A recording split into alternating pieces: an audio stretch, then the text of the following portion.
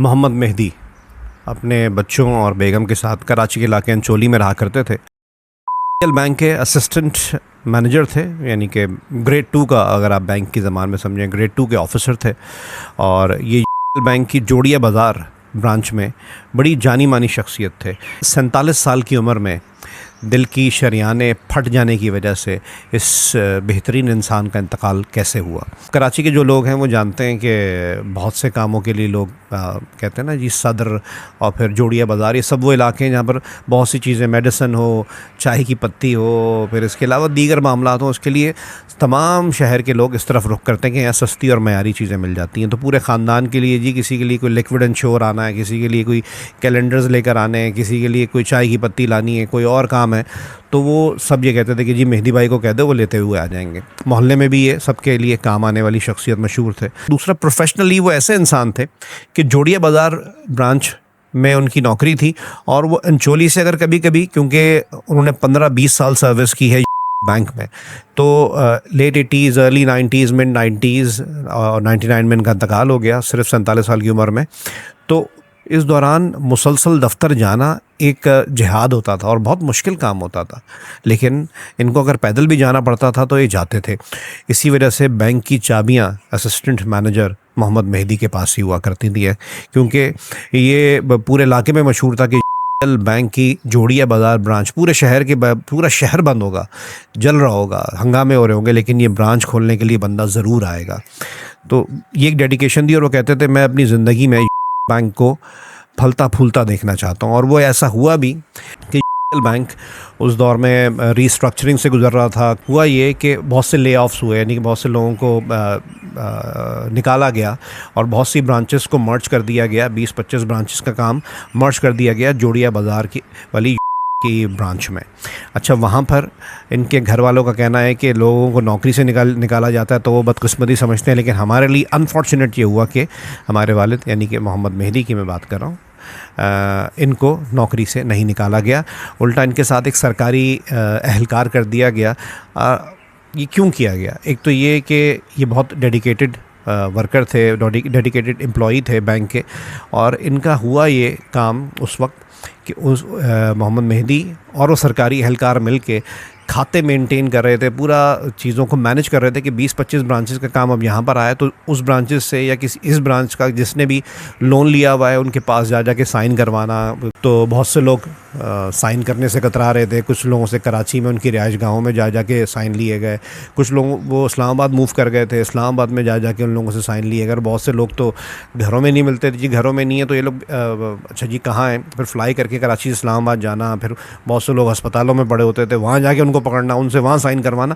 बड़ी बड़ी शख्सियात के नाम है जो इस वक्त, जारी बात है, नाम लेना, मुझसे मेरी हर स्टोरी में लोग कहते हैं यार आप नाम नहीं लेते, तो नाम लेके सनसनी फैलाना या किसी की बदनामी करना या किसी की तारीफ़ें करना मेरी कहानियों का मकसद नहीं होता। मेरी कहानियों का मकसद मेरे भाई इतना है, जो लोग मुझे गालियाँ देते हैं पिछली मेरी वीडियोज़ में या तहरीर में, कि मैं किसी का नाम क्यों लूँ, कोई बुरा है या अच्छा है ये खुदा, कानून और मुआशरा तय करेगा। मैं किसी के ऊपर तनकीद करने वाला या उसकी तारीफ़ करने वाला कोई नहीं होता हूँ। सिर्फ मैं ये बयान यूँ करता हूँ कि भाई आप मेरी कहानी सुन के अगर आपको कोई हौसला मिलता है और आपकी कोई मुश्किल आसान होती है तो ये सदका जारी है। बहरहाल इस दौरान वो अपने घर में आके बताते थे कि यार मुझ पर ये प्रेशर है, मुझ पर वो प्रेशर है, वो सियासी शख्सियात, फ़लानी सियासी शख्सियात मुझे प्रेशर दे रही हैं। ऐसी एक मज़े के बीच मुझे बात याद आई। एक बड़ी मशहूर शख्सियत का उस ज़माने में केस चल रहा था, मुख्तलिफ़ बैंक्स में उनके खाते थे और उन पर करप्शन केस आया था। तो उनकी एक फ़ैमिली मेंबर ख़ातून जो किसी वजह से लाइमलाइट में थी, उन्होंने इनको ऑफ़र की कि आप प्लीज़, मुझसे राब्ते में रहती थी तो अक्सर उनके नाम से आके ये छेड़ते भी थे अपनी बेगम को, देखो जी मैं दूसरी शादी करने जा रहा हूँ। वो मुझे कॉल करती हैं और मजाक, शरीफ आदमी थे वो, घर में आके ऐसी अज़राह मजाक की बातें करते थे। वो शख्सियत आज भी बहुत मशहूर हैं और जिनको वो से प्रोटेक्ट कर रही थी फाइनेंशियल मामलात में, वो अब इस दुनिया में नहीं है।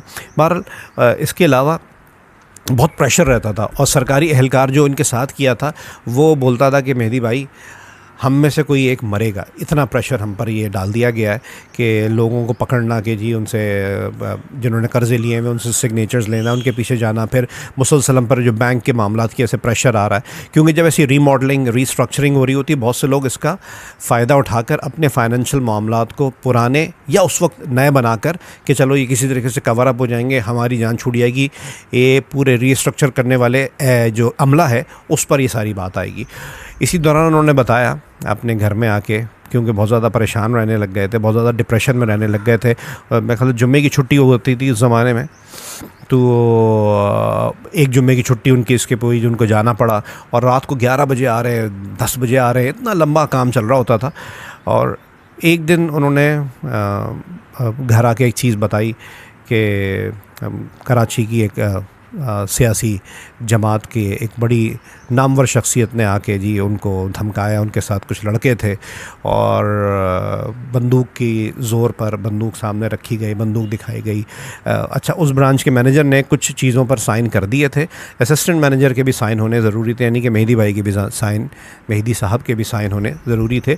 लेकिन उन्होंने बोला था कि भाई आपने मेरी जान लेनी है, मेरी जान ले लें, मैं इस पर साइन नहीं करूँगा, क्योंकि मैं अगर इस साइन करने के चक्कर में ये देखूं कि हर वक्ती तौर पे बच जाऊंगा तो ऐसा नहीं होगा। बाद में मेरे, अगर मैं मर भी गया तो मेरे बच्चों को भी इस मामले में, फाइनेंशियल मामले के फ्रॉड के चक्कर में घसीटा जाएगा, तो मैं इस पर साइन नहीं करूंगा। तो फिर उनको धमकाया कि जी हमें पता है कि जी आपकी बच्चियां कॉलेज जाती हैं, आपके फ़लाने बच्चा ये करता है, आप यहाँ रहते हैं, हमें पता है मंचोली में घर नंबर ये में रहते हैं। तो बहरहाल उन्होंने बोला कि आप कुछ भी कर लें, मैं इस पर साइन नहीं करूँगा। तो वो प्रेशर, ज़ाहिर बात है एक वक्त का प्रेशर नहीं था, गाहे बगाहे वो प्रेशर रहता था, लेकिन उस तरह के आदमी नहीं थे कि नहीं बच्चों को बच्चियों को घर बैठा लिया कि बाहर नहीं निकलना। उन्होंने बोला यार जो होगा अल्लाह देखने वाला है, अल्लाह बड़ा इंसाफ करने वाला है। छुट्टियां, वीकली ऑफ भी नहीं मिल रहा था, इस तरह के प्रेशर्स पॉलिटिकल भी आ रहे थे, पर्सनली भी लोग दे रहे थे। तो वो शख्स इतना ज़्यादा प्रेशर में आया कि एक दिन जब वो घर आया तो उसको लूज़ मोशंस, बुखार और पता नहीं क्या हुआ, बहुत ज़्यादा तबीयत ख़राब थी। अगले दिन शायद उसने अपनी वर्किंग डेज़ की पहली छुट्टी करनी चाहिए और अपने असल में उनके वालिद साहब भी, मोहम्मद मेहदी के जो वालिद साहब थे वो भी कोई बैंकर रह चुके थे या फाइनेंशियल मामलात को समझते थे।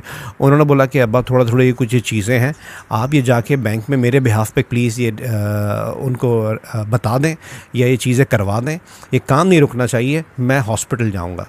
सुबह 9-10 बजे उन्होंने अपनी बेगम से बोला तैयार हो जाओ, और वो गए। वो जाना मेरे ख्याल से लियाकत नेशनल हॉस्पिटल था, लेकिन वो हबीब मेडिकल चले गए। हबीब मेडिकल एक अच्छा अस्पताल है, वहाँ पर जब वो गए तो उन्होंने उनका बेसिक चेकअप किया। उन्होंने बोला कि हमें आपका दिल का मसला लग रहा है, आप प्लीज़ स्ट्रेचर से, आप स्ट्रेचर पे शिफ्ट हो, हमें आपको ICU ले आना पड़ेगा। उन्होंने बोला यार मेरी साहब ज़रा थोड़े इन चीज़ों को लाइट ही लेते थे, किसी को कुछ नहीं पता था अंदर चल क्या रहा है। जो वो बातें बताते थे, अगर किसी आम शख्स के ऊपर अगर हम फील करें ना कि आपके ऊपर ये प्रेशर रोज़ाना के, तो वो बंदा तो मेरे ख्याल से पागल हो जाए। लेकिन मोहम्मद मेहदी इस चीज़ के बारे में किसी के ऊपर आया नहीं करते थे कि मैं कितने प्रेशर में।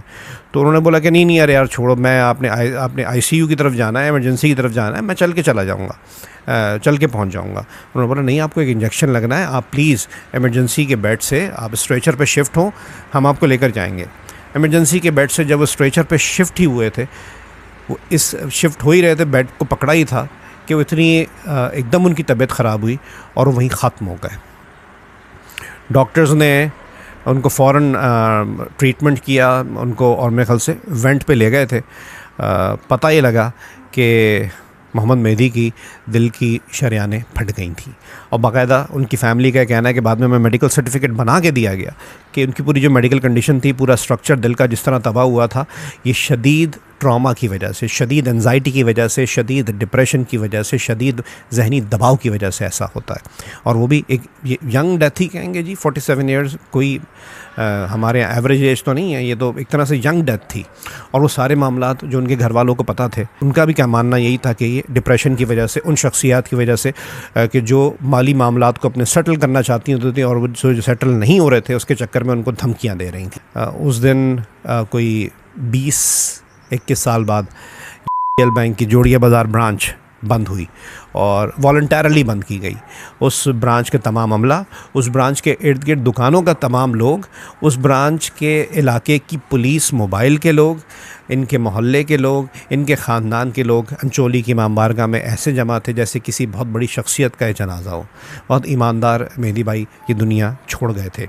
तमाम लोग जनाजे में आए और जिसने जो बातें की वो बड़ी हैरान कुन थी। कितने लोगों की वो मदद कर रहे थे, कितने लोगों के वो मसीहा थे, कितने लोगों की एक दफ़ा मदद की, उनकी बेहतरी आई ज़िंदगी में। सब लोग वहाँ आके उनकी फ़ैमिली को बता रहे थे जो उससे पहले किसी को नहीं अंदाज़ा था।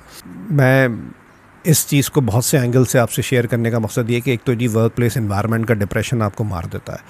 दूसरी चीज़, इंतहाई ईमानदारी का सिला क्या होना चाहिए था। बड़े बड़े बैंकार हैं इस दुनिया में। मोहम्मद यूनुस बांग्लादेश, इकोनॉमिस्ट, बैंकार।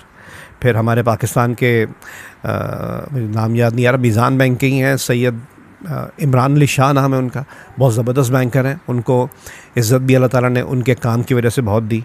फिर आपको सबसे पहले जो गवर्नर स्टेट बैंक थे ज़ाहिद हुसैन, वो भी, उनका नाम भी आज भी तारीख़ में लिया जाता है और बैंकिंग सेक्टर में जो लोग पढ़ते हैं उनका नाम उनको भी बताया जाता है। एक ज़बरदस्त बैंकार थे, उनकी लाई हुई इस्लाहात थी। जो तीनों जो नाम बताएं, इसके अलावा अनगिनत नाम है। ऐसे ही मोहम्मद मेहदी का नाम भी आज याद रखा जाना चाहिए था, लेकिन उनको शायद मैं आज क्या 15-16 साल बाद मैं आपको एक किस्से के ज़रिए याद करा रहा हूँ कि इतना डेडिकेटेड आदमी था। उसके बाद बैंक का अच्छा टाइम आया, लेकिन वही बात कि जो हम चीज़ प्लान में शामिल नहीं करते वो थी मौत। और मौत कैसे आई कि जब हद से ज़्यादा आपने डेडिकेशन के चक्कर में काम में ख़ुद को झोंक दिया और इस प्रेशर को आगे जाने नहीं दिया। मैं ये भी मानता हूँ कि उनके पास दूसरा कोई ऑप्शन नहीं था सिवाय इस चीज़ के कि अपनी ईमानदारी की बुनियाद पर इसको अपनी ज़ात तक रोकते। देखिए, मैं वही बात है ना, किसी की तारीफ़ या अच्छाई या बुराई नहीं करना चाहता, लेकिन उस बैंक का अच्छाई ये है कि 99 में मोहम्मद मेहदी की डेथ के कोई 15-16 साल बाद, यानी कि 2014 में या 2015 में उनकी वाइफ़ की डेथ हुई। जब तक उनकी वाइफ़ का तमाम मेडिकल OPD ऑपरेशन, यानी कि जब डेथ भी हुई तो भी बहुत ज़्यादा उनके मेडिकल के बिल्स शायद 20-21 लाख रुपए बने थे, वो भी बैंक ने अदा किए। इस दौरान इनके बच्चों का मेडिकल भी फ्री था। फिर एक सैलरी का एक बहुत बड़ा अमाउंट उनको हर महीने मिलता था और प्रोविडेंट फ़ंड वगैरह जब 40वें से पहले ही उनको दे भी दिया गया था। तो बैंक ने भी बड़ा रिकॉर्ड किया। ये कहानी मैंने आज आपसे शेयर की है। इसमें मेरी नज़र में जो मैसेजेस थे मैंने आपसे शेयर किए। आपकी नज़र में इसमें क्या मैसेज पिन्हा था ज़रूर शेयर कीजिएगा। और मैं फिर एक बात कह रहा हूँ, आप लोग अगर कमेंट्स में ये मुझे गालियाँ देंगे कि जी तुम बुज़दिल हो, तुम डरपोक हो, तुम तो अब जियो छोड़ चुके हो, तुम्हें अब नाम लेने चाहिए, कि देखें जी मैंने जिहाद का बीड़ा नहीं उठाया। मेरा मकसद ये है कि एक एक कतरे से अगर कोई चीज़ पे फ़र्क लाया जा सकता है, पानी के एक ड्रॉप से किसी तपती हुई रेत को या तपते हुए पत्थर को धीमा किया जा सकता है, उसकी आंच को हल्का किया जा सकता है, तो हम अपने इस तरह के पैगामात के ज़रिए ही कर सकते हैं। बहुत शुक्रिया।